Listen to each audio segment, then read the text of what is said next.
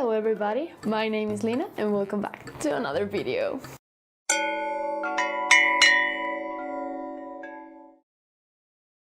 So today I wanted to show you all the books that I acquired in October. Let's start with this one. This is The Passengers by John Mars. I've always been kind of interested in reading something by John Mars. He writes this kind of weird, like sci-fi, mystery, really weird stuff. And I saw this one. It came out this year, I believe. In this world we have these auto drive cars, which are basically the #1 method of transport, and we have this hacker. We follow 12 of those cars, which hacker took control of and is threatening to murder them. I've actually read a couple of chapters of this one because I've also have it on my Kindle, and when I'm waiting for something, it's actually the book that I read, and it seems quite interesting so far. I've reached the point where the hacker just gets this message to the, how would I call it, the kind of center of control of these cars. And yeah, I'm really interested to see what happens in this one. So if you hear really weird noises in the background, it's because now I have 2 cats. Next we have The Binding Knife by Brett Weeks. This is the second book in the Lightbringer series. So I read the first one in September, I believe, and I actually really enjoyed it. I've read the Night Angel trilogy by Brett Weeks before, and it was one of my favorite series when I was a child. So I was really interested to pick this one up, and I didn't do it before because the last one was just so many times just like pushed back that I was just like, well, when it's confirmed I will read the whole series. We follow Gavin, who is the prism. In this world, magic works around colors, so he's the prism. He can do all types of magic. He finds out that, well, is this considered a spoiler? I don't think so. He basically discovers that he has like this lost son of his in this weird village, and the story goes from there. Next we have The Deathless Girls by Kieran Millwood Hargrave, and this is basically the story about the brides of Dracula. I don't know anything else, but I've already showed you this one because it's in this month's TBR. But look at this naked cover. It's just great on the spine too. Beautiful.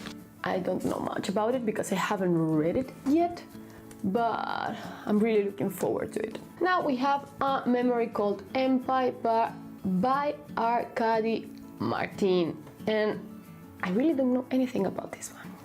Just that it starts like some kind of this murder mystery because the protagonist goes to this capital to take this kind of job, but because the previous man in charge was killed, but nobody wants to accept that. It's just like, oh, it was an accident, but truly it wasn't. So this is, from what I've gathered, like kind of a hard sci-fi. I'm really curious about this one. I've been wanting to find new sci-fi series because I've stayed more on this, not like classic, but it's mostly known sci-fi, and I'm really interested in finding new gems. Next we have The Providence of Fire by Brian Stifley. This is the second book in the, how's this trilogy called? I have no idea how the trilogy is called, but the first book was The Emperor's Blades. I've actually already read that one because it was in this month TBR also, but it was the first one that I read. and I quite enjoyed it. So I pick up the second book. I can't tell you much about this one, obviously, because it's a sequel, but in the first book we follow these three siblings. One of them is a warrior, one of them is a monk and the heir of the empire, and third one is the, well, we can say Minister of Finance, but she's basically a spy. And when the emperor gets killed, they are trying to figure out what's happening. I actually really enjoyed the first one. I wasn't really a huge fan of the kind of warrior sibling, but the history behind the monk and the spy was really interesting, and I'm just really looking forward to jump into the next one. I've actually seen, I think in Goodreads, that the author is going to publish like a fourth book. I'm really curious about that too. Next we have The Winter of Swords by Aaron Burns, and this is a self-published book that I know nothing about. I just bought it because it looks like a grim dark epic. That's all the reason behind it. As I've said before, I really like grim dark fantasy, and when I saw this one, I found it, I think it was in Kitty G's channel, I'm not sure, or was it in the list of the SPFBO, something like that. And it sounds kind of nice. From what I can gather from the back, we follow Dina, who is a young woman torn from her home, Roman, who is an orphan, and Julian, a young nobleman looking for more than his highborn station provides. And yeah, sounds kind of nice. I try to buy at least one self-published book a month because, you know, self-published, you need to buy them. I'm really curious about this one too. Next we have The Dragon Reborn by Robert Jordan. I've already read this one too, and it was great. I didn't like it as much as the second one, but it was really nice, and the ending, you really want to read the fourth one next month.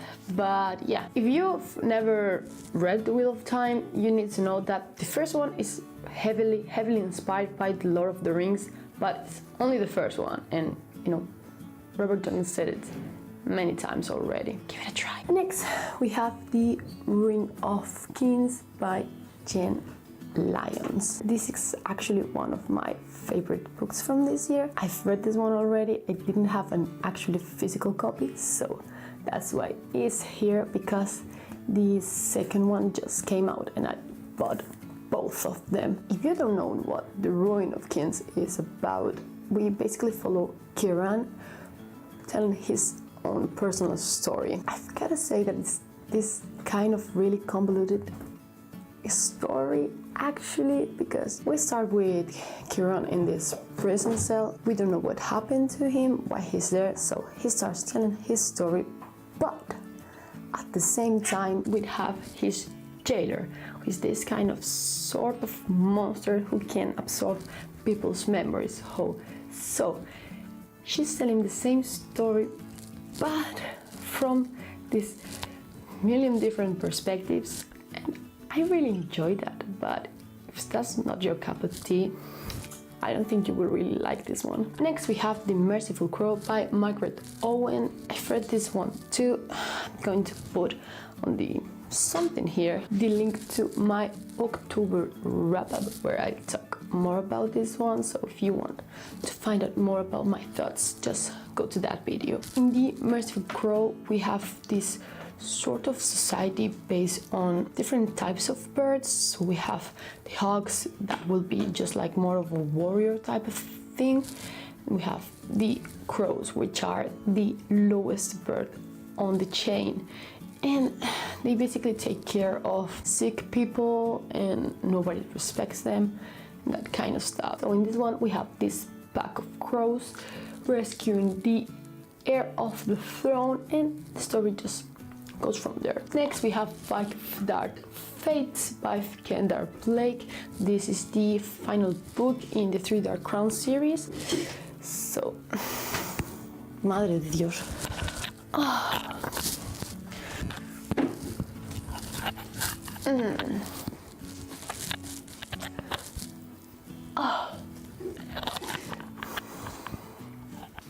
This is the last book in the Three Dark Crowns series.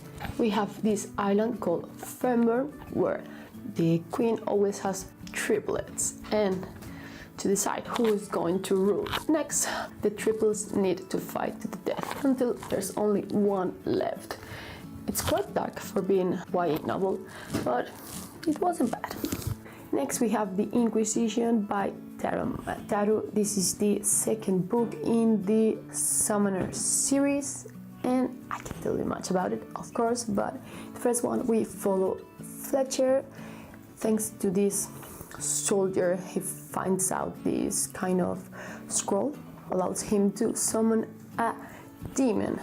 Gets into this kind of magical school, but it's more like military kind of school. But yeah, things just go from there. Next we have The 10,000 Doors of January by Alex E. Harrow. This is a new favorite of mine because it was great. I've read it this past month and it was fantastic. It's kind of a portal fantasy when we follow January finding these sort of portals leading to another worlds. And yeah, I won't tell you much about it because it's actually a standalone and it's not really that big, but yeah, read it, is great. And it also has this thing about a book within a book, which is great. Next we have Ninth House by Lee Verdugo. It wasn't one of my favorites, but it wasn't bad either. Yeah, this one is kind of a urban fantasy set in Yale, and we have like this weird magic, secret societies, sacrifices and all that stuff. If you're really into that kind of thing, I will really try it. Next we have The Wheel of Osheim by Mark Lawrence. This is the third book in the Red Queen's War. I read the second one last month, and you know, I've not been liking it as much as the Broken Empire trilogy, but it's quite good to basically follow Jalan, who is the 10th heir to the throne, so you know, he's living his best life. He's not really into politics or anything like that, but he is the only one who can seize this kind of a ghostly entity referred to as the Silent Sister.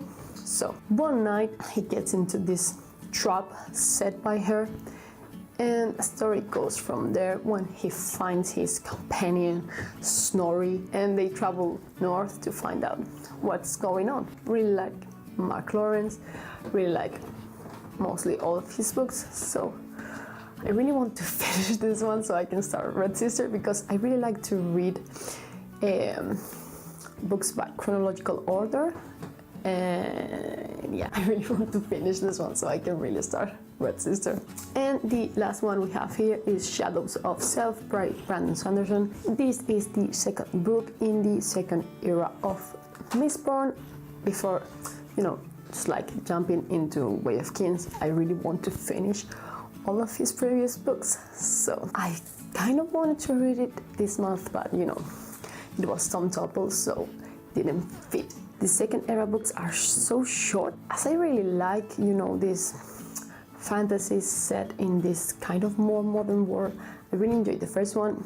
I know that's not everyone's cup of tea, but yeah, I really want to finish the series too so I can finally read The Way of Kings, please. These are all the books that I've bought in October. I've already have books piling up for November because it was my birthday this month, so you know, more books. I really hope you enjoyed it, and I will see you in the next one.